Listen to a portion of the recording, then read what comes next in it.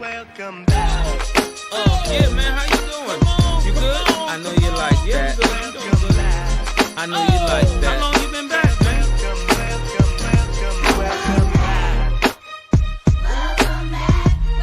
You know you like that. Welcome back. You know you like that. Welcome back. You know you like that. You know you like that. Welcome back. What? You know you like that. Come on. You know you like that.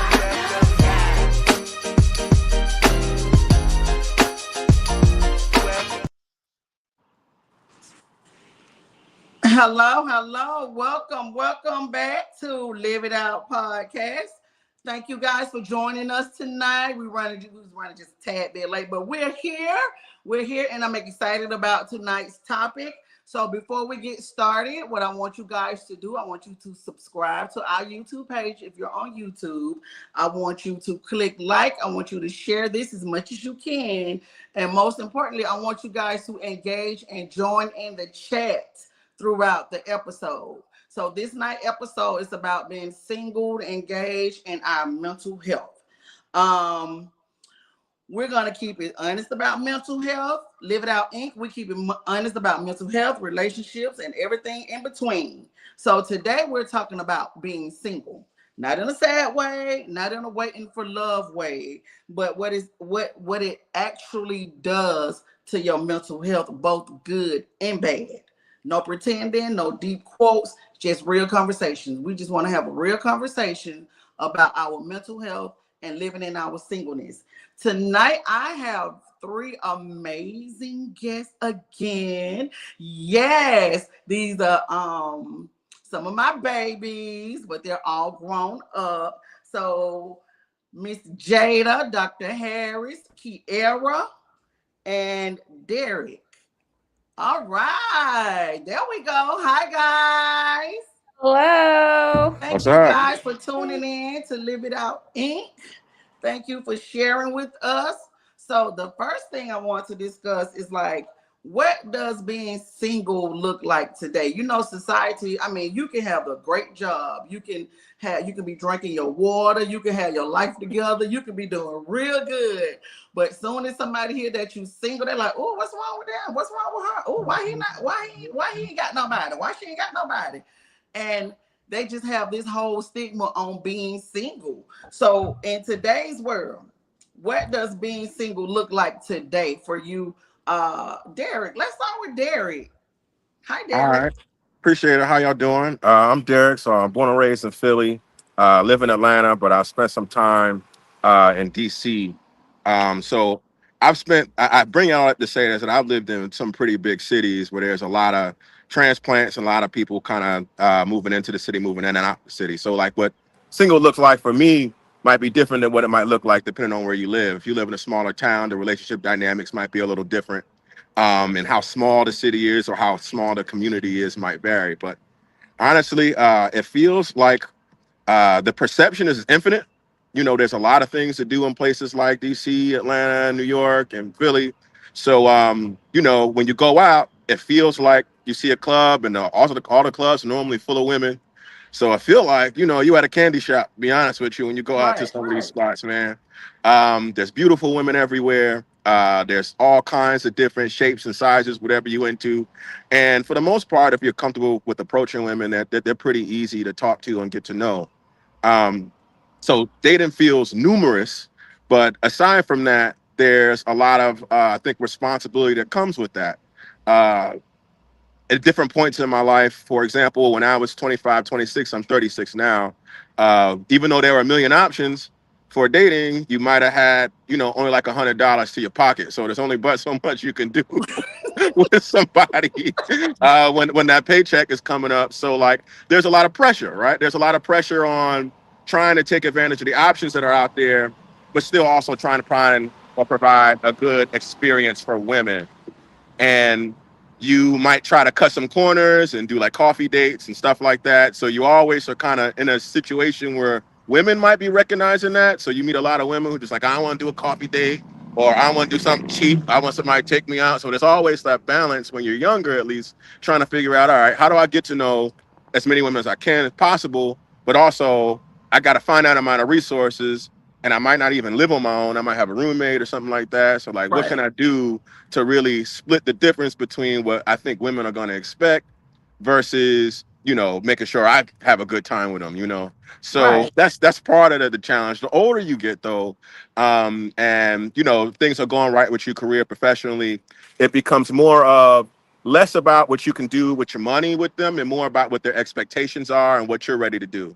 So if you're 35, 36, you know, you're going to meet women who are not as interested in just like kicking it, going back to your house and doing those kinds of things. They're going to be a lot more serious about the kinds of experiences that you provide them, not because it tells you how much money they got or you have, it's because it is an illustration to them of how serious you are about finding a relationship. So, Okay. Let so me. that, so I that's want kind to of ask you where this real we quick at. before I forget. And then Jada, I want you to go ahead and respond to the same question. Do you feel like it's a lot of financial pressure on men when it comes to dating? That's for you, Derek, Yeah, Derek. You, because my answer gonna be different. I mean, this is part of like, I mean, on the topic of mental health, like I ran into this a lot when I was in my late 20s. Like there is a lot of insecurity that a man might have around what he feels he's expected to do. And right. they might not feel comfortable with telling a woman like, hey, I really want to get to know you, but I really only got $50 a day. Right. And what kind of experience can we make? Because if you tell a woman that kind of thing, there are some that are going to be like, well, get out of my face if you don't got no money to go out. Yeah. So like there's a Oh, yeah, so there's that insecurity between trying to right. figure out what your resources are and then what that woman expects and then what you end up doing and what I ended up doing was coming up with tricks to uh to be able to get somebody to date me in the budget that I wanted without transparently telling them like this is where I'm really going through to try to go on a date with you. So like I would have to go through like search happy hour on what spot had the $5 drink or the $2 wings or Right. you know, trying to be more creative instead of going to a restaurant that's hit Publix and buy some sandwiches and make sandwich. But like you can only pull that but so many So times many when you're young. times. Right. and maybe you might have one or two that you really like, and that's the one you really blow the pockets for. But once again, it's infinite options. So like you go to a party, you Right. get, and I was a shooter. So like I wasn't one of them people who waited for people to come up to me. Like if I see 10 girls at the party I You want gonna to talk shoot your to, I'm gonna shot. talk to 10 girls at the party. If I come out at with 10 numbers, and I'm gonna have to figure out a way to do something with 10 people, Oh right? And yes. that's hard to Yeah. do when you're not making a whole bunch of money. So there was a lot Right. of pressure to balance that and not seem cheap, but also for the women that you did really like and wanted to get to know more, like to genuinely express, I really like you, but I don't have any money, because no young man, especially a young man, you feel like you have pressure to start making money. You know, young man wants to just come out and tell a woman that he likes, hey, I ain't got it. Right. Hmm. Right. Hmm. Oh well, thank you for that, Derek. Thank you. All right, let's go. Go, Jada. All right, so guys, I am Jada Monet Harris. Some of you guys on my page know me, but if you don't know me, I am originally from New Orleans, was raised in Marietta, Georgia. Atlanta is my home. I'm a Spelman lady, okay? Jackson Memorial is my church. Miss Janice is literally like a mama to me. When she said raised, she literally seen me since I was so young. So I am now in DC. I've been in the DC, the DMV area for about, it's going on 4 years, which is shocking. So dating, I feel like as a Christian single, it's sort of like the color purple. It's like all my life I had to fight. It's Right. very it's a war. It's a war out here for us, especially for women. Like you said, for men it's a little different. There's so many options. There's so many women that are single, that are successful, that are actively out there doing things. It's different for women. Our numbers, somehow it doesn't make any sense, are so small. Our pools are a lot smaller. And so it's like a competitive nature, all fighting for the same thing. In the Christian realm, it's even smaller, because not only are you trying to find a young professional, like someone that's doing the same thing as you, but then you put standards and biblical truths behind them. So you want someone that is now on the spiritually on the same level as you. There's only 3 men at church. and 2 of them are the Right. deacons. So your pool then becomes a puddle in the backyard that you sort of just you don't really know if you should play in it because your homegirl played in it because she goes to church with you and y'all are homegirls at church. So your pool is very, very small. So I feel like that's why I say it's like the color purple. But it also, God is so good. It's also been very exciting. Like I feel like God gives provision, and there's times where you're taken out on these really beautiful, lovely dates. You get to meet people, you get to figure out what you like, what you don't like. And sort of like what you're looking for. So it's been an adventure. It's definitely, I feel like any woman at this point can probably write a book on like the ups and downs of singleness. But it does come with its fair share of loneliness too, especially as you get up there in age. I'm 36. So there's things that you would have wanted by a certain time, especially when you're accomplished in other realms, that you sort of just have to allow to naturally either forego or just say, you know what, it's just not the time. And you can't rush certain things. So I do feel like on a mental health podcast, it makes the perfect sense to talk about singleness, especially from my standpoint, because I feel like naturally women that are in the same scenario that I'm in, that's desiring the same thing that I'm desiring, but it's nowhere close to it, is not finding it, has had multiple failed attempts at it, they do deal with the mental health aspect of why God, like, why are we here? Like, why is this still like our story, you know? So Right. yeah, singleness has been fun. There's fun aspects of it, but it's also been very trying, truthfully. Okay. At 36, yes. That's Yeah, very, 36 for sure. It's been yeah. trying. And But fun. that pool, that man pool, it gets even smaller the older you get. It's a small little pool. Yeah, it's real small. It's real small. Kiara, what does it look like for you? Flying on a hope and a prayer, having Right. faith. It's kind of a mix, I think, of what Derek and Jada alluded to. So I'm Kiara, but I go by Key. Born and raised in Georgia. I'm a Georgia woman through and through. Hello, okay, but Oh, specifically and for Georgia, me, I rep 706 all day, every day. That's Augusta, Georgia. Okay, baby, I eat Okay. catfish oh, and you're from the cornbread. South. Okay. Mhm. But yes, but I currently reside in Atlanta. But singleness has definitely been, like I said, flying on a hope and a prayer and just really having faith. Like it sometimes feels like you like Job in the Bible. Like things can be going good. You're on this high, professionally. You may be talking to somebody or whatever. And then all of a sudden it just feels like the rug is pulled from under your feet and you really don't understand why. Hmm. But with each one, you learn something about yourself. And I would say for me, growing up in the church, I really had to redefine what dating looked like for me. I don't know if you're gonna get into this later, Miss Janice, but like I was always taught you date with the intention of marriage. So Mhm. like when Derek was talking about, okay, you got this one, you got this one, you got this one. I wasn't taught to date this one, this one, this one.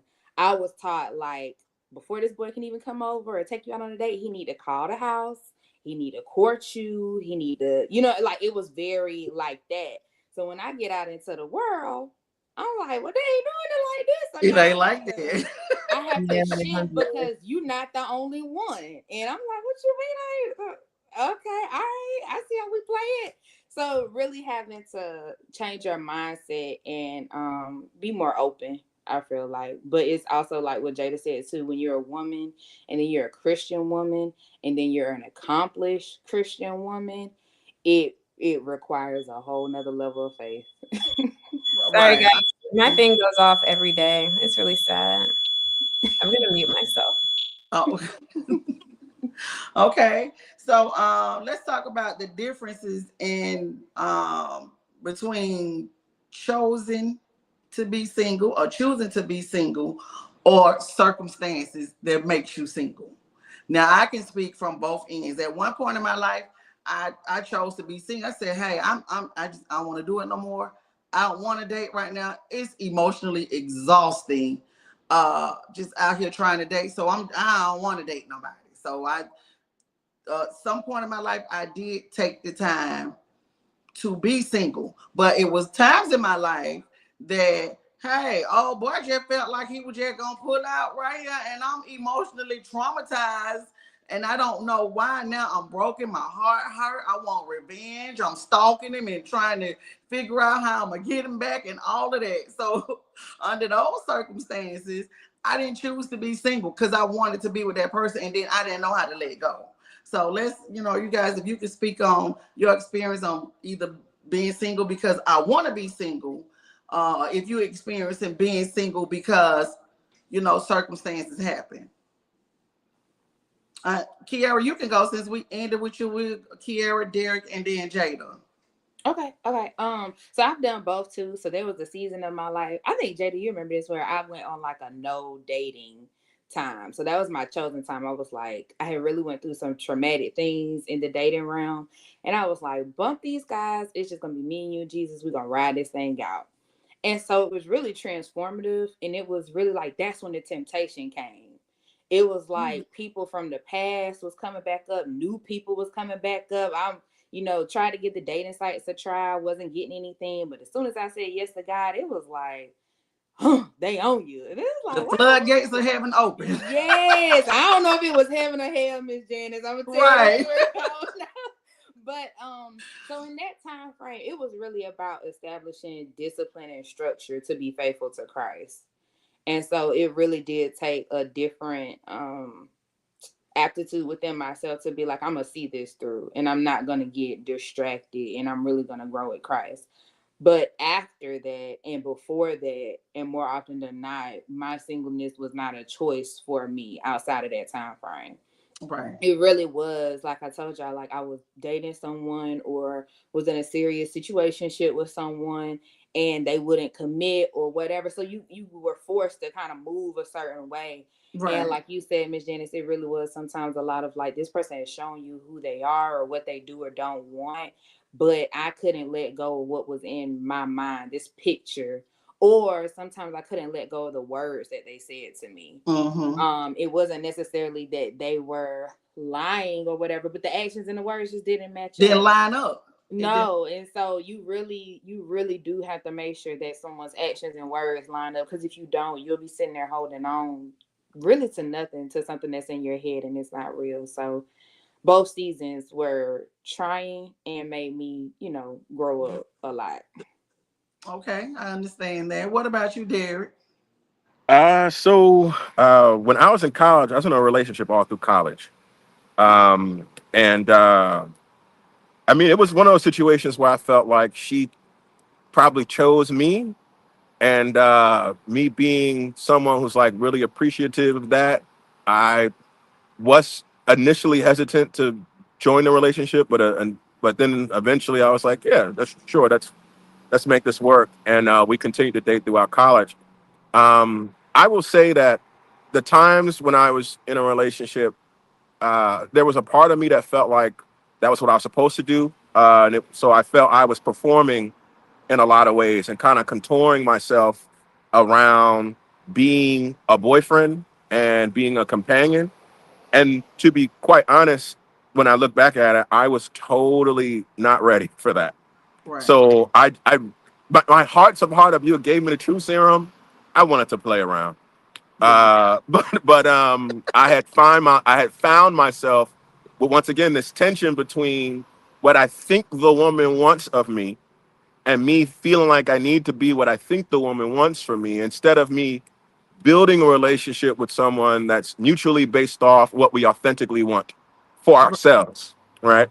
So what I ended up doing was I ended up lying to some of those girls. I cheated on one of them, played around with another one, and eventually just get jammed up. You can't do that but so long. You're playing around with them, and you're wasting their time. And then you start realizing that when you hurt a woman's feeling, that takes a psychological weight on you too. Like when you hurt a woman's feeling, and when you disappoint her, and you make her feel like something is in a direction and it's not going in, and you got to deal with that and confront with that when you talk with them like that. That kills a little bit of I think the man too, if he has his head on straight at least a little bit.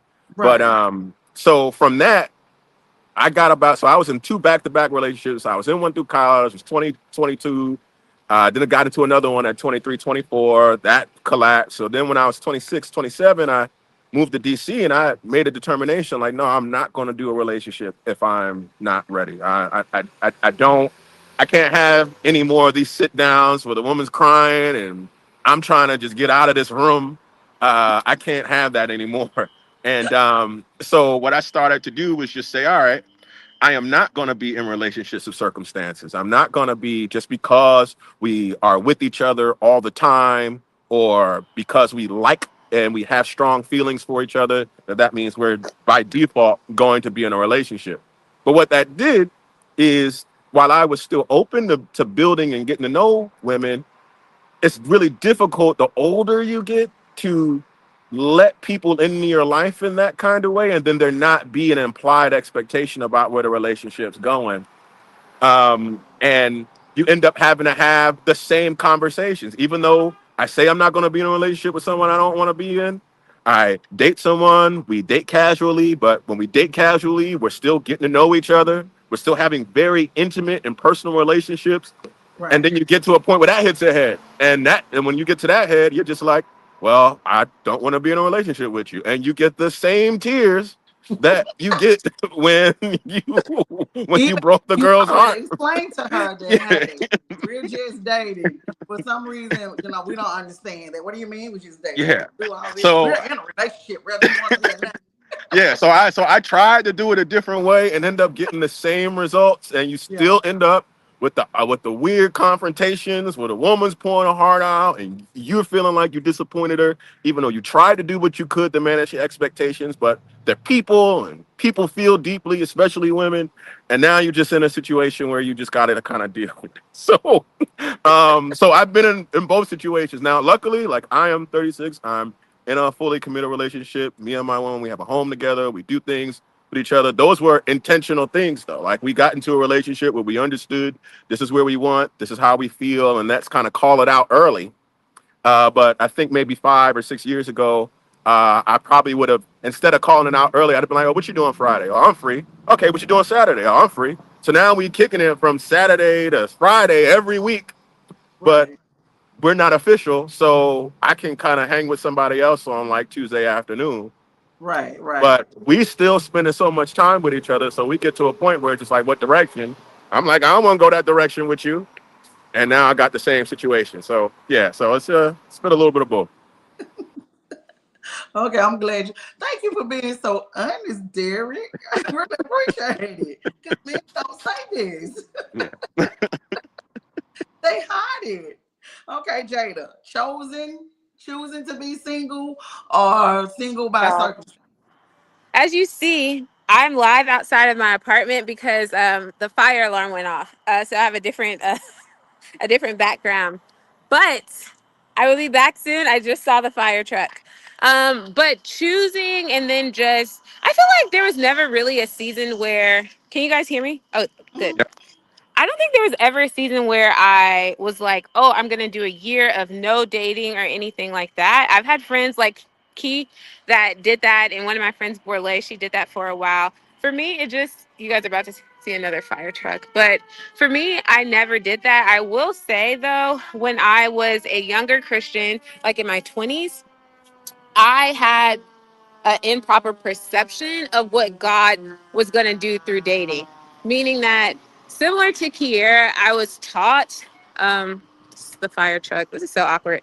I was Fine. taught that basically men will court you. It was actually a huge Christian movement where the man was going to come to you at church and he was going to be so holy and he was going to court you, and then that's how you were going to find your spouse. So from my early 20s all the way up to probably around like 27ish, I was under the illusion that all of my service to God, and remember, Miss Janice, I used to put on things for the city all the time. I was around Christian men at all time because I was always engaging with people my age doing Christian ministry. So I just naturally assumed through my engagement, through being around people, that God was going to just bless me with a spouse instantaneously that way. So I would say for my 20s, I didn't date intentionally because I didn't know I had to. It's just the honest truth. I really did not know that was something that I had to do as a Christian woman that was trying to live for God. I thought he was going to do it for me. It wasn't until I was probably around 27, 28, and there was this Christian guy that I was just like madly in love with. And I think I just matured and realized, like, hey, things just don't happen out of thin air. You actually have to put your best foot forward. You actually have to go out on dates. You have to let people know you're available. It was a hard pill to swallow, but once I realized that, then I realized that I sort of had been doing it wrong. Now, I will say back in that time, it actually sort of pained me because I just deeply thought that this is how God had it set. And so it was a hard pill to swallow to know that I actually had to put myself out there. I had to date. I had to get out there and meet multiple people, whether they were in the active church or meet people outside. And so once I realized that, I started and I got a boyfriend, and that boyfriend I was with for a long time. We got engaged and was pursuing marriage, and that just didn't work. So I was with one person for a great deal of time, almost like 6 years. And so after that, that's when I just was like, okay, this is over. You have to date. There's no other way of actually meeting men. God's not going to put anyone in your lap. You're not going to magically meet this person at church. Like, you have to put yourself out there. You have to date. And I was a grown woman at that point. So dating, it was literally me being intentional. So I couldn't say like, oh, I'm not going to date for a year, or I'm going to hide for a year, because I had hidden my whole 20s. And I, in the other part of my 20s, I was in a relationship. In the early part of my 30s, I was in a relationship. So I had to put myself out there and be active about dating and what I wanted, or I was going to run the risk of never experiencing that type of love until my later days in life. And so, whereas there wasn't a time where I intentionally said absolutely no to dating, there was a great deal of time where I did not date because I did not know I had to. Like, I did not know that I had to date as a Christian woman. Oh, okay. So that's a different perspective, because it was like, for me, it just came natural, I guess. Like, if you like me, I like you. Let's go out. And like, yeah, Derek, you take me out enough, we almost in a relationship. And I had to learn, I really had to learn about dating the hard way. Like, it was really hard um dating, especially when I was you guys' age, and my 20s and 30s. And it kind of flipped for me, because I experienced a lot of dudes trying to date multiple women, the cheating, women running up on you and calling your phone. We're not doing all that. You're not kicking in like that for me to have to be going through all of this. Yeah. So in my aspect, and this was in my rattlesnake days, listening, don't judge. I kind of flipped the script. So I studied men a little bit. I started studying men when I would date them. I would study their behavior, their language, the way they talk, the way, somebody said, watch how they treat their mom, watch how they treat people that you don't know, So whenever they would take me around, I'm watching mannerism, I'm watching everything. I'm listening to the lingo. I'm kind of like just trying to figure it all out. And at one point, I said, I see where he going with this, so I'm gonna pull out before he pull out. I'm not gonna be the one. I'm not, after that first heartbreak. I said, I'm not gonna be the one crying no more. I won't cry. I'm gonna go before I cry. So I would get out of there if I just saw even felt insecure. I was like, well, it's not you, it's me. I got some other stuff going on. I want to get myself together, and if it's meant to be, we'll be back together. I went through, oh Lord, the dating. Yes, I went through a lot. When it came to dating. Now, when we start to talk about the mental health layer, some of the mental health challenges that people face when they're single. Of course, there's the loneliness. Like, for me, it was the loneliness, not being able to go out. Like, it's Saturday night, Friday night, date night. You got, everybody talking about, well, me and my boo, we going on a date, we going here. And I'm like, oh man, I really don't want to hear all that. And I might just say, well, yeah, me and so-and-so, we going out, and I'd be right at home with my children, just lying to people, because I want them to know that I ain't outside. And I wasn't. But so with you guys, when you talk about the emotional experience of being single, how did that work for you? Like, what are some of the challenges that you faced when you were just in your singleness? And Jada, we can start with you. Okay, so for me, there's multiple layers to it. Because remember, when I finally started dating, I locked someone in You and we were muted, getting Jada. married. You muted. So when the marriage didn't happen, when my Y'all hear? engagement, when I called off I my can't hear. engagement, there was the mental health aspect was that there was a lot of sadness associated with that. I was really heartbroken. I was also very embarrassed.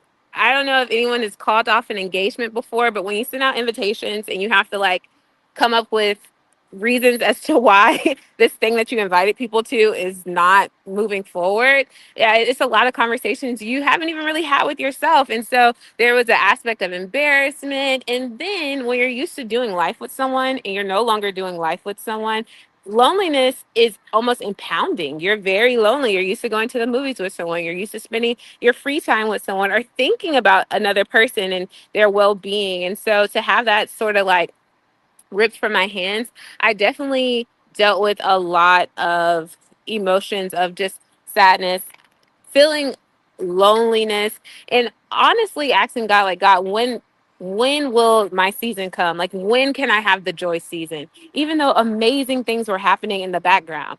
To be honest, when I called off my engagement, I also was moving to a brand new city. I was going to DC. I had an amazing job. I was about to be an attending, like a medical doctor. I wasn't even qualified for that. I had just finished residency, so I felt like God was providing and doing things for me in so many ways. I had a penthouse. I mean, literally all the things that people talk about that they want, I feel like I had. The relational part just fell to pieces. And so I really had to grip with the loss and the grief of what I thought my life was going to be on that regard. However, though that was a part of my singleness journey, I will also say there was a bit of excitement too. Not that my relationship had failed, but when you start to date, it's so exciting. I like it's exciting to be outside. I don't care what nobody says. It's very Right. fun. It's fun. It's fun to get to know people. I'm a people person. I'm an extrovert. I love getting to know people. I like being taken out, actually. I like to dress up. I like to wear my heels. I like to go to nice restaurants. I take myself out, so I do expect for men to meet me where I am when it comes to that. Coffee dates are fine, but I do that with my friends. So I love going out. I love being taken out. I love going to see live shows. I like for people to ask inquisitive questions. I like to ask inquisitive questions. So it was so much excitement, a lot of fun. So I feel like there's levels to my experience in singleness. It's not all sadness, it's not all loneliness. Some of it is extremely exciting, very fun. And the early stages of a relationship to me is some of the most exciting stages altogether because it's just you're having butterflies. And I feel like that Right. stage, if you can keep butterflies forever, then we would keep them forever. But when you have them, it's just like such an exciting and fun Yeah. space to be in. I agree, Jada, because I used to love to get dressed up and go out and look cute and It's the everything. best I like part. It's the best outside. part. Yeah, they're fun. That part of dating is really fun, really, really fun. Like, yeah, but it did have it loneliness and anxiety and oh, but being ghosted by somebody was part of being dating too. Like, I know he ain't still. It's 8:45. He's supposed to be here at 7:03. That's So crazy. I done been ghosted a couple of times too, but when I was dating and going out, I used to live for it, baby. I used to picking out me an outfit, my hair, my shoes, smelling good. Yes, so that is dating is not. It wasn't all bad. Wasn't all bad. People don't know how to date, especially young people. But that's a whole nother subject. We're not. People don't know how to just date. So where were we, Derek? So exploring about like the mental health journey of being single. Right. Um, I think that the biggest thing to adjust with for me was like understanding that dating is generally a pretty low percentage probability. Like, I don't even like that many people to start with, right? So like think about the people that you have in your life. Like you don't like a lot of people. Already, there's millions of people in the world. You've met thousands of people. You might have five or six that you actually really like, Right. right? So now in this dating process, you're supposed to go out and find somebody that's a complete stranger. Spend time with them, probably in ways that you wouldn't spend time or resources with anybody else, and think just because you're spending that additional intentional time that is supposed to be a good one, but like majority of the people that you meet aren't going to be the one. The majority of the people that you meet are going to be people that you might not even like. And the initial part of it is trying to just get through that one that just comes with dating. They're wasting your time. Eliminating a person off your list is a part of the dating experience. So when you have a bad dating experience, you shouldn't throw dating out, even though it's tempting to do that. And also like the frustrations and even the common frustrations that you get when you're dating a woman, it's not representative of all women. So just like it's really easy and tempting to just be like, all right, well, is something wrong with the woman or something wrong with women just because there was a miscommunication that you had with one woman. Doesn't mean that there was something wrong with the woman that you talked to. But Right. like there was just a circumstance that you all got together. Maybe the day wasn't right. Maybe the day wasn't right for you or her. Maybe the food wasn't right. Maybe like those small things can go wrong that can throw an entire date experience off. And this is just not the right day for you. So I've had experiences where I've gone on a date that was a terrible date. I run into her maybe a few months later and we say, hey, let's do it again. And the next time we do it, it's a whole lot better because it's just all of those kinds of things that are running into place. I think the last part that I'll say is um, trying to realize that like, and this is for men in particular, sometimes the shit that women, I'm sorry, excuse my language, No, sometimes the things that women say to you, sometimes it do be you. It's like, I mean, so, like especially the common things, right? Like the common things that come up, the common frustrations that not just the partners that you're looking to date to have might have about you, but your friends might have for you. Like sometimes these are also opportunities to kind of refine how you are. But there's a lot of tension with doing that because if you're putting a lot of yourself out there, there's a lot of dissonance between thinking, okay, well, it's actually this person as opposed to me. And to me, that was when you have consistently failed date experiences, you do start to develop insecurity. It's like, damn, I feel like this person should be wrapped around my finger, but they aren't. Like, what's going on? Um, so like, so those are some of the major the basic ones. Um, Actually, I want to hog up more time. I can go all day for that one. oh, okay. Right. And I'm sucking it all in. I don't know. I keep losing y'all. I keep losing the sound. Hold on. Let me. Why he working on that? Kiara, go ahead. Your mental health challenges with dating. Okay. Again, my mental health was hanging on by faith and prayer. Okay. It was it was legit. So throughout my single seasons, I was also having times of like really high highs and really low lows professionally, and like losing people in my family, and multiple deaths and illnesses and all kind of things. So it was really a lot. So when I was taking, I would say taking blows or taking L's in the dating realm, it just kind of hurt even more because I was already going through some sort of loss or Right. something. So it really just felt compounded like, okay, God, here we go, another one. Like, it's just not. And I'm thinking like, okay, I'm already trying to keep this person at bay, or at different times, this person is the one that told me that they would be here with me through whatever and help me sort through it. And they added more drama to my life. Mm-hmm. Um, so it really was like really trying to go through and figure out, okay, like what do I really want? And maybe I just need to sit down. But then there was, like Jada said, being outside was fun a little bit now. You know what I'm Yeah. saying? You get somebody give you a compliment, you do your little makeup, do your little 1-2, or you go, like I would go. I really got used to going out and stop waiting on people. That was another thing too that was really big. Like I would miss out on things because I was waiting on people to go with me, or like at the time, most of my friends were in committed relationships. I'm not single anymore. Let me go ahead and put that out there. I'm not single, baby. I'm off the market. Praise God. But Yeah. Let them know you put up, Kiara. hello, baby, put up, feet up, okay? But anyway, during that time, I really had to get used to doing things on my own. And like I would be like, okay, Jesus, like I want to go out. Where you want to go? Like it was kind of corny church girl stuff, but it was legit. Like you would get, I would walk into restaurants and people would be like, "Oh, do you? It's just a table for one," and like people would look at me weird sometimes. But it's like, yeah, I can enjoy my own company, and Yes. at those times too, that's when a lot of men will come up and they will buy your food, or they would just spark up a conversation or whatever, because I feel like it exuded a certain confidence within yourself, Mhm. even though most times I was faking it to make it. Right.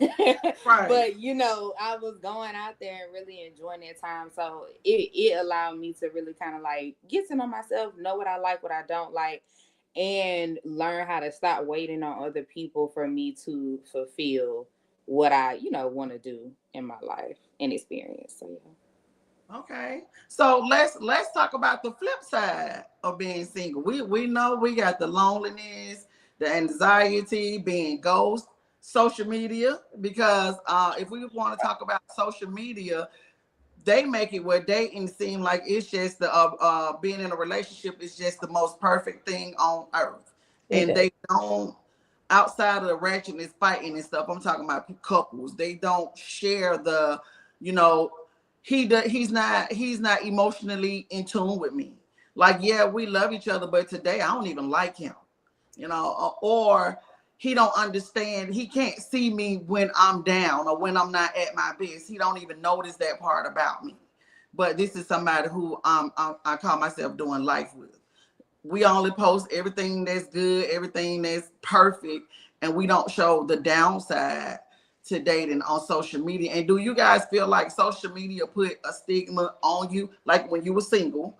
Did it add like some type of pressure to you wanting to date, or felt like you had to be in a relationship, or you had to be dating or be outside with somebody by just Hmm. watching everything on social media? Hmm. I feel like social media does play a role because we're all influenced. Like, remember, they're called influencers. So we all have like a little bit of influence. As strong as we think we are, these things sort of influence us. And it's all about your algorithm too. Now, remember, I was engaged, so I had a bunch of wedding things on my algorithm. So what I did, I just had to unfollow a bunch of those things. Not unfollow my friends, but I didn't need to follow every wedding page. You know what I'm saying? To constantly see that. But also, right now you can make a niche for yourself with any dramatic story. So for I think AI has told Instagram that I'm single and I'm Christian. So it's just a bunch of single Christians. I keep trying to get them off my page. Stop crying. I don't want to hear it. like, like because I'm tired. I don't want to hear it. I want to hear some jokes. So I think you just sort of have to change your algorithm because social media will try to bombard you with "woe is me, you're single," blah blah blah blah blah blah blah, or it'll just only showcase like the really amazing parts of relationships. But also that comes with maturity because we're all grown. Like we know that life happens outside of a post. Like we all know that, and we know that life happens outside of like when that person's crying in the car to post their video, they wipe their tears and they go get a coffee. Like we know, so we Yeah. understand the real from the fake. And so I'm not that influenced by that. But what I always make sure is that it's just not the constant thing that I see all day. I don't think it's good for anyone's psyche to see one or to hear one scenario over and over and over again, just based off of your algorithm. Right. And comparing your relationship to what you're seeing on. Exactly. There's no comparison. Like these, it's literally a snap point of someone's life. And yeah, so that's how I sort of deal with it. I, I see social media as the worst thing that can happen for a relationship. Really? For a bunch of reasons. One, it's ironic for as like visible as you can make a relationship. I think it can make you feel, especially when you're getting to know someone, feel invisible. I'll give you a few examples. Let's say you're on a first date with a young lady. You go out and you take her to a nice restaurant. One of the first things that some women will do is when that meal comes to the table, they're gonna snap a picture of that. And then that post is gonna be on the internet, and guess what? Your face is gonna be cropped out of that shit. And now there's that implied thing, but as a man, you're thinking, did I really just pay for this girl for her to look like she living the life, and I'm this invisible character that's just aiding this persona that she's trying to bring on? Like that's not necessarily conducive or affirming to the person that you're on a date with. And I see that often, and I'll notice that like when I'm seeing a girl's profile that I'm trying to get at, I'm like, oh, she on a date, but it'll communicate to me that, oh, this is not a person that's important enough to be put in a picture, so I can still get at her. But and that's something that every other man is thinking Right. about when they're doing that. Yeah. The other thing is, because of that, if I am into a woman, like my girl now, I don't follow her on social media. I don't post her on social media. I don't like her on social media. Because I'm going to be looking at a whole bunch of other variables. Who's liking the photos? What type of angle she's showing on her? Like she likes to work out a lot. I don't know how I feel. I probably would have a problem with her looking all sweaty on her story and everything like that. But like it's a distraction that is taking away from my direct interaction with her that is unnecessary. The third one that's probably the most annoying is your partner or the person that you're dating or talking to you about something you posted, right? So like Right. I don't want to know what you were thinking at all points of the day. I'd like to miss you a little bit, and let's talk about what we missed throughout each other. And then when we talk with each other, we can fill in all the things that you've been running through your head. I don't need to have a running log about the kinds of things that you were doing throughout the day that you shared with your friends, because I don't think that's conducive to actually building a relationship. That's more likely to distract me as opposed to building the relationship. And I find that women in particular, I think men are as particular about this, but women love living their lives through social media and giving updates about what they're doing because that is a space of affirmation with them with their friends. What Yeah. I find with men is that their spaces of affirmations are in more internal channels. Like they might have group chats that exist on iMessage or Discord or stuff like that. They have much more private communities that are consisted of people that they actually personally know, as opposed to a large Instagram community full of women and influencers who you can interact with and those kinds of things. So I find that there's an inclination to live life out loud on social media that I don't think is really conducive to getting to know the person in front of you. Be okay with a little mystery about your partner. Be okay with not knowing what they're thinking and doing all the time. Use the opportunities that you're in front of the person or on the phone with them to reconnect with that person.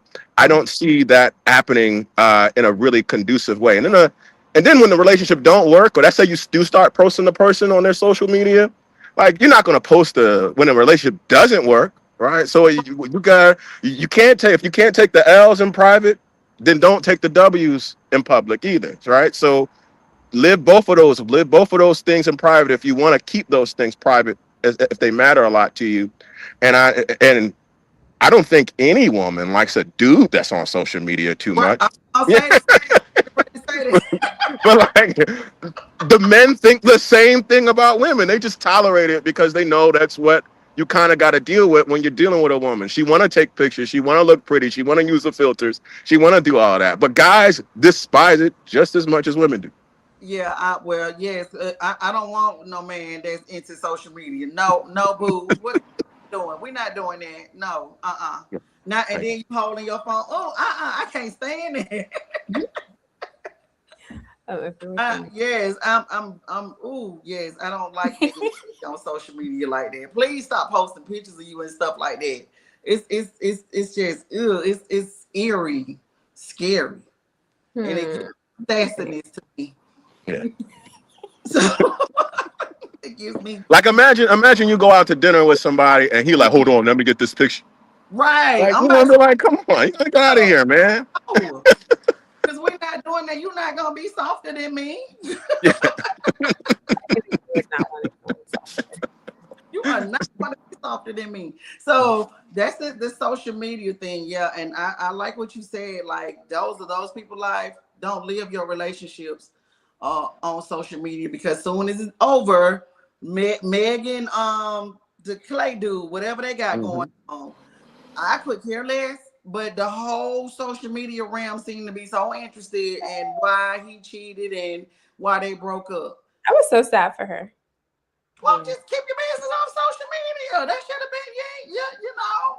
I know you famous and you celebrities. Y'all was at the game, you know, here and there. You're gonna post a picture, but uh-uh.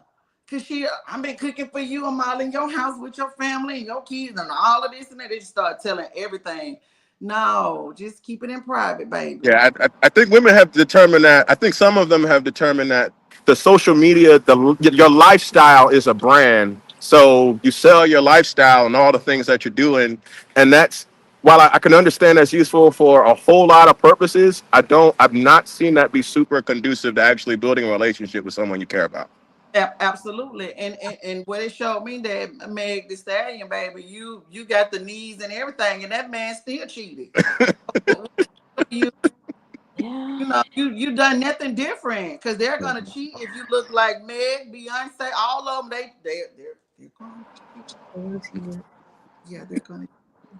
And women cheat too. It's not just for Yeah. men. Women Yeah. cheat too. Women cheat. Some women get up every morning to go be with somebody else man, and Yeah. Hey, some but men. Clay was doing a lot though. He was doing a lot. I could admit. But Exactly. I feel like you can't keep anyone that doesn't want to be killed at the end of the You day. just can't. At, It's at the end impossible. at the end of the day, what Glow said, at the end of the day, they gotta end. And so you cannot keep anyone that doesn't want to be killed. But there was a point that I feel like Derek and Jada both made that I wanted to just speak to. And Derek, you didn't actually say this word, but Jada, you did. It was more so the maturity. Hmm. Like there's gonna be different stages of your life and in your singleness and in your relationship or whatever where you really figure out what is worth sharing and what is not worth sharing. Absolutely. I took some major L's behind the scenes, and thank God, like it might have been every so often you saw a person on my page or something like that. Even like my current right now, I think we was together for maybe like 6 or 8 months before we put it on social media. And it was really just we wanted to get to know each other. We wanted to, make sure this was solid between us before we allowed anybody that was not in our immediate circle to have any opinion about us. And then even when we went public, it was still like, but mind your business. There's nothing on here to, for you to have an opinion about. Right. So I feel like social media can it I don't know. It can be good and bad. When I was single, I did consume a lot of like Christian think pieces about dating and reading the books and going to the conferences and all that other kind of stuff. And it's not bad. It has its time and place, but there has to be some maturity too, where you're not comparing every single thing in your life, whether it's Christian or it's not, according to what someone else said on a podcast that felt like they got a word from God. Right. Yeah. Like you cannot do that because you're gonna go crazy. And every person that you interact with, they might be on a different wavelength of where their relationship is with Christ. And Miss Jenny, she had mentioned something about like, oh, this guy doesn't understand me, or like, something like that. Well, the fact of the matter is, in a healthy relationship, y'all don't know each other. So Exactly. he's not gonna understand you, and you're not gonna understand him. Not starting out, but that's where y'all put the time in to really get to know each other and understand each other. And I also think once it's stated that y'all trying to be, it's a difference between exclusively dating Hmm. and intentionally dating. Okay. Understand your differences, understand your boundaries, but once y'all have conversations like, oh, this is what we're trying to do. Okay, so like, what do you feel about social media? Like, what's your thought process? Like, have that conversation and take all that guessing out of it. I'm Right. sorry, that's my 706 coming out, but take all that out for Yeah. your mental health. Absolutely. You have the hard conversations in the beginning. You ask the hard Mm-hmm. questions in the beginning. So and I heard Derek say he would tell women that, hey, we're just dating. I'm not looking for anything exclusive or intentional. We're just dating. And for Mm-hmm. some reason, they still felt like that they was in a relationship. So you got to know thyself. And then you have to be able to accept that. Don't jump into something if you're not ready for it. If you're looking for marriage and this man has already told you that, hey, we're just dating, I'm not looking for that, you can't be mad when he want to leave or if he don't want to do it no more. You Yes. should have stopped at day one. Oh, okay, well, that's not what you're looking for. It's nice meeting you. This was a nice day, but maybe I see you again in life and go on about your business. But what single people have to be okay, and this is going into the flip side. You got to be okay with yourself. You You have to be got, okay with yourself. take some time and find out who you are and what you really want. And if you in the healing process, and I was talking to my daughter today, and she was talking about dating this dude, but he had a real strong alcohol problem. So she Mm. like he was a heavy drinker, and she was like, "Mom, why would I put myself in that when I can already see that he has a problem. And that's to so many other problems because he can't even handle what he, and we just met, like we're dating. And we had the conversation and I was like, you're absolutely right. If you're healing and he need to go heal, y'all can't do nothing for each other right now because whatever. And she explained that he was going through some grief and stuff like that. That man needs time to heal. He can't do nothing for you. And if his coping strategy is drinking, that's going to be detrimental to your mental health and your emotional state. So don't get yourself twisted up in that. Before you even get into it, get to know a person, kind of see where they're going. And what women, and I'm saying this for women, nothing against the men, Derek, but what women got to do is stop sleeping with these men off the rip. You can't just be giving it up, throwing it out, because you like him. Because he gave you them butterflies don't mean you got to give it up. You know what I'm saying? That's not dating. That's not dating. You just out there just giving it out. If you're dating, you're going out, you're getting to know a person, and don't put all them expectations on the man. Don't ask to go to Ruth Chris and this your first date, then you don't know this man like that. And be confident in yourself to say, hey, if the coffee date, now some women is going to be different for women. So it depends on where you are in life. If I'm successful and I'm kind of, I got my stuff together. I know where I'm at in life. I got my career together. I'm doing it. I'm independent. I got my own money. I can do all of this. She might not be the one that you say, hey, you want to go get a cup of coffee? She'll be like, no. Now, if you just stumble across her in the coffee shop, that's different. But know somebody, you got to take some of the expectations, not lower your standards. Don't lower your standards. Want what you want, know what you want.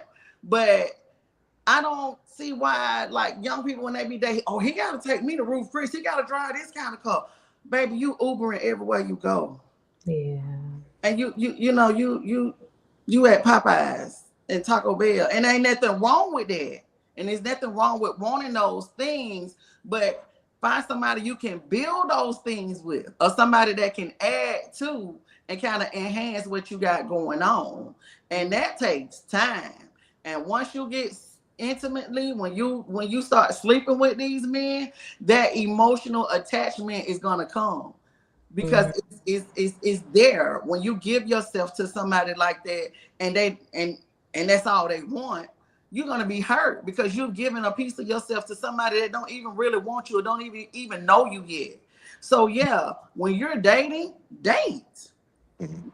Know what you want, know your boundaries, and always, and it's just a piece of information for the young girls out there.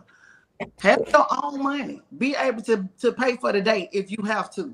Because if he get up and walk away from that table on you, be okay. I got this.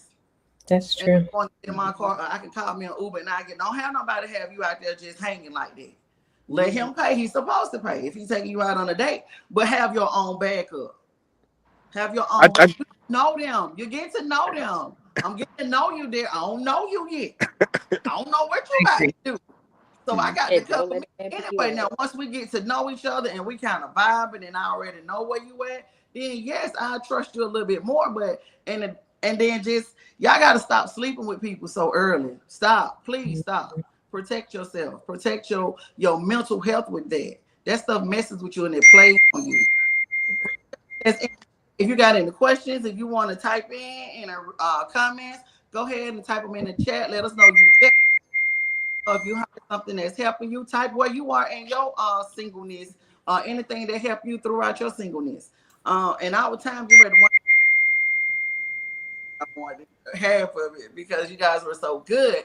But real quick, the flip side of dating is, spending time with yourself.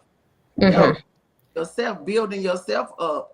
Because if you can't sit with yourself, if you don't even like yourself, why you want somebody else to like you? That's true. Stand yourself. If you can't sit in the moment with date yourself, Kiara, that's good. When women can go date themselves. There's nothing wrong with that. Take yourself on a date. And if y'all want to add something to it, any little gems you want to put out there for that maybe singleness. Before y'all give y'all's gems, because it is after 9, we do have 2 questions in the chat that I want y'all to get to real quick. Okay.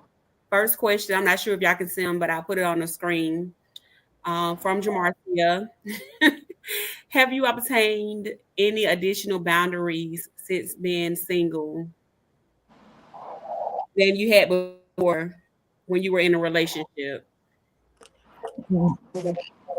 So I'm not sure what she means by boundaries because she could mean like sexual boundaries or just like partner boundaries, or she can just mean like respect boundaries. I can sort of speak to both. I feel like when I wasn't in a relationship, I had all the boundaries in the world because they were doable because it was just me. And then when I was in a relationship, all my boundaries, it's just like my fence just came like lower and lower. So I feel like through multiple relationships and honestly through dating, which I think is important as a young woman to date and actually experience men, both in a platonic way and a romantic way. I feel like that's what's built up boundaries that are actually doable and that can stand the test of time because you know it doesn't work and you know what's necessary to prevent you from doing things that you don't want to do, and you also know what feels like respect to you and what does not feel like respect to you, and it's hard to know those things just based off of other people's experience. Sometimes you just have to experience them for yourself. And if it does, and I'm gonna add this: if you're dating and it doesn't feel good, don't do it. Yeah. Don't go. If you don't like it, if you don't like something they said, you don't like how they made you feel after that date, get out of there. Mm-hmm. So that's your choice, and those are the boundaries that you set. What is your tolerance level when it comes to dating? What are you willing to take? Just because you spend the money on me, you don't get to talk to me a certain type of way. You know, because you spending your money, you don't get to treat me like that. So it's really up to you to build those boundaries and know what you want and know how you're not gonna let somebody treat you, man or woman. Because women can be real fly by the mouth. Um, yeah, we can be kind of fly sometimes, but a woman knows she don't do that stuff with a real man, if that makes sense. She want if he presents himself, if he presents himself in a way, he won't even have to worry about that. You won't even have to worry about that as a man. But I what did. I go did ahead. have one thing, Miss Janice. I wanted to add to that too. So, outside of like emotional boundaries, I do want us to talk about physical boundaries too, outside of just sex. So, I mean, in my dating season, I went through some things or whatever, but make sure for men and women, don't be so quick to invite someone to your home or let them know where your home is at or give them access. And I feel like when you do that, that also helps you on a emotional and spiritual level of like controlling some of that too. Because you just like for men, I've been a part of ride bys. I've conducted some. Okay, so this goes for men and women, and I've had them done to me too. And so make sure that you are dating smart. You Right. are protecting yourself not just emotionally but also physically, and that also includes too, if you choose to be out here and you are intimate and all of that, make sure that you are getting your STD screenings. I don't care what no one says, you need to always know your status. If someone is talking to y'all, like I know we didn't really touch on that part too, but if you are choosing to be out here, you're an adult and you are having sex, whether you are having it protected or unprotected, you see some paperwork. I don't care what that person says. See some paperwork, or at least at minimum know your status before you switch a partner. Baby, can you pull up your my chart? Hello. I try to good. I try to good. Yes. Let's pull Yes. your my chart up, baby. Let's compare. Because Yes. it's dangerous out here. It's dangerous out here. Doug, what's the second question? Derek, did you want to add anything to this before we ask the No, second question? I think Key, you hit it. Don't let nobody in your crib, man. Especially the ladies, man. Don't let nobody in your crib you don't trust.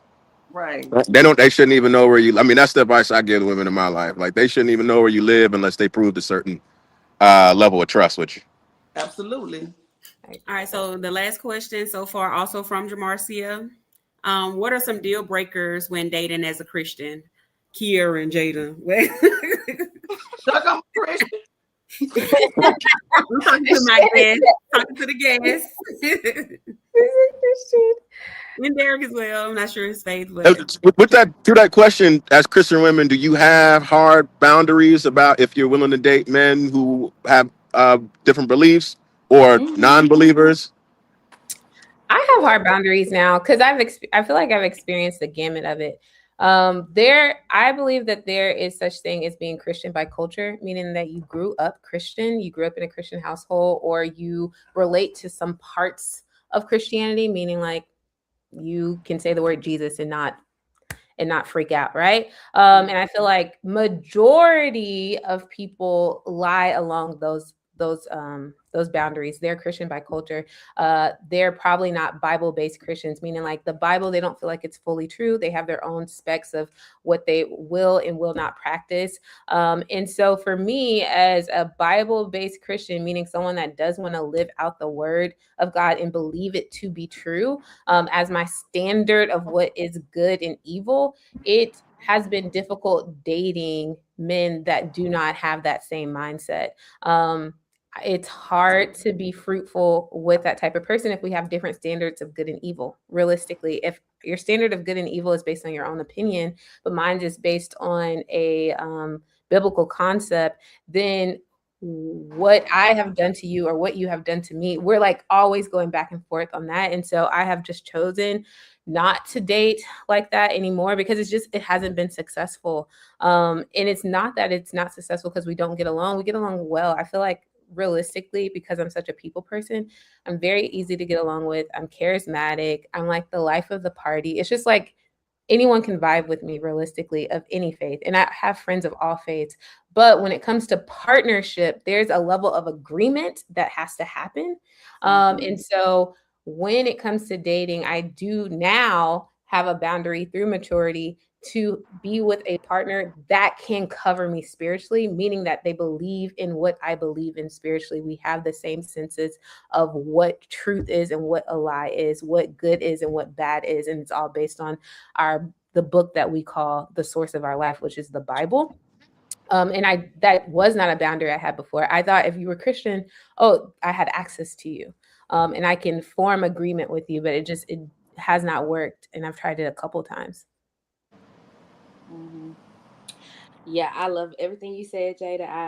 I approve. I agree 100%. The only thing I would add to is like we live in this age now where people are not necessarily going by Christians; they're going by spirituality, and so I really feel like you really have to ask, like I said earlier, like ask those questions.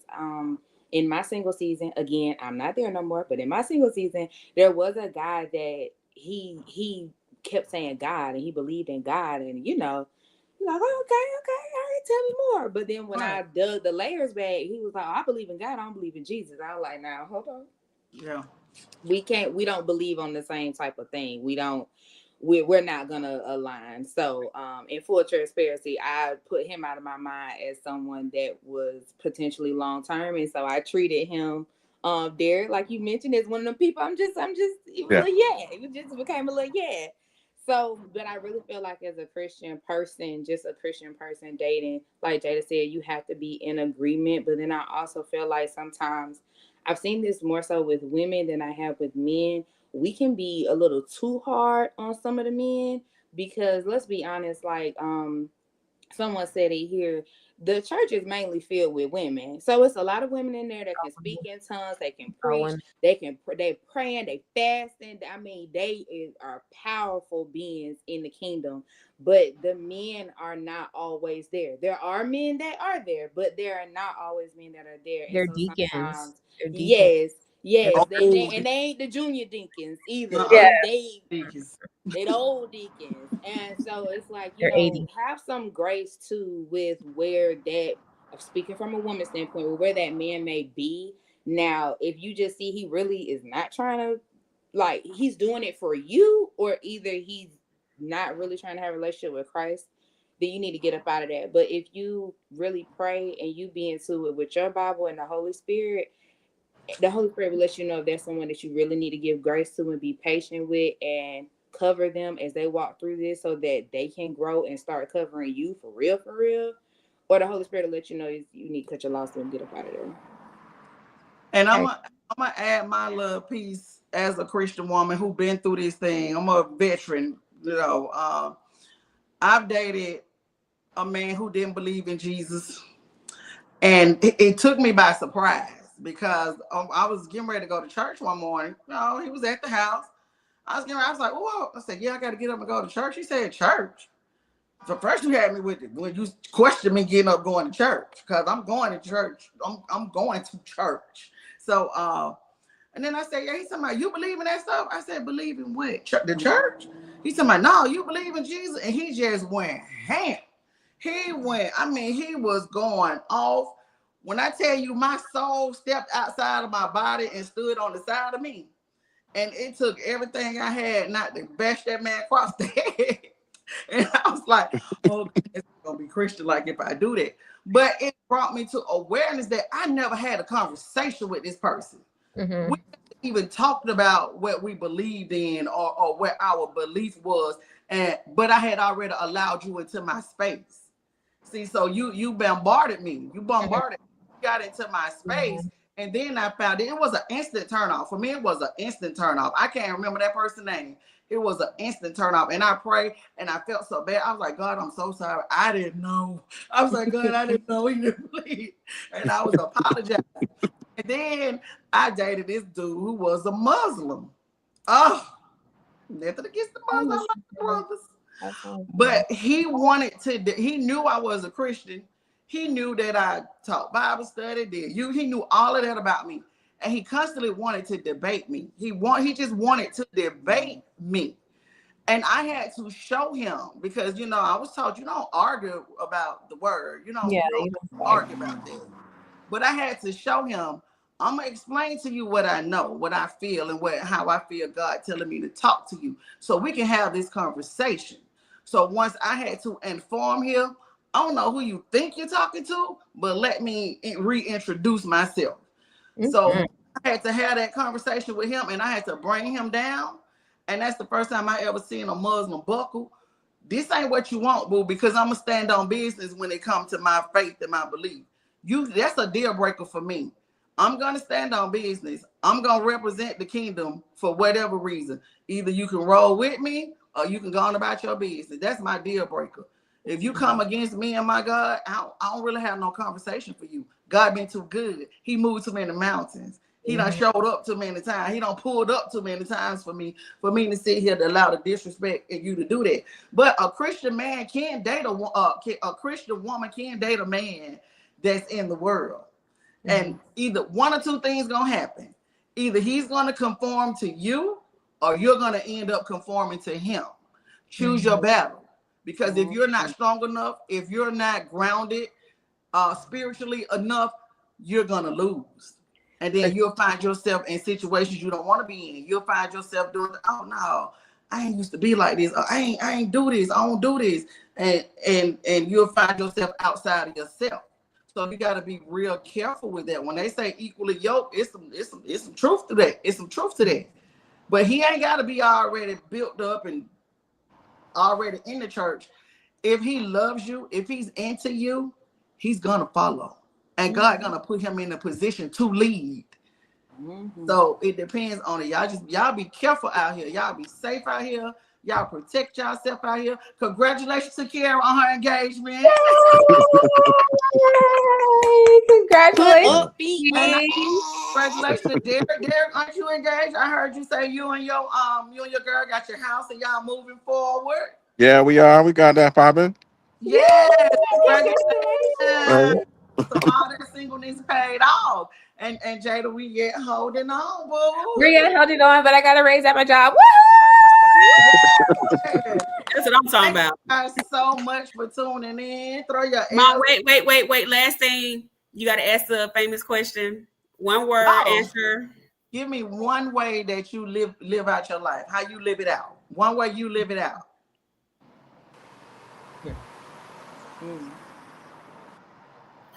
Slowly. Right. The end's too fast. Slowly. Oh, that's good. I like that. Okay. Taking your time. What's I something feel you like mine's is bold. Like I'm a really bold person. I feel like I live life very boldly. So my highs are very highs and in your face, and my lows are very lows and they're still in your face. But it's really bold. It's true to who I am. okay? I like that. Good. Today I live it very cautiously, but I am growing to live it loudly. Mhm. Unapologetic. Yeah. Yes, ma'am. Cautious. Unapologetic. Anything else you want to add up? Nope, that's it. That's a wrap. Thank y'all. Throw your L's up. Thank you. Yeah. To live it out. Thank you guys so much. Yeah. Thank you for having Thank us. you.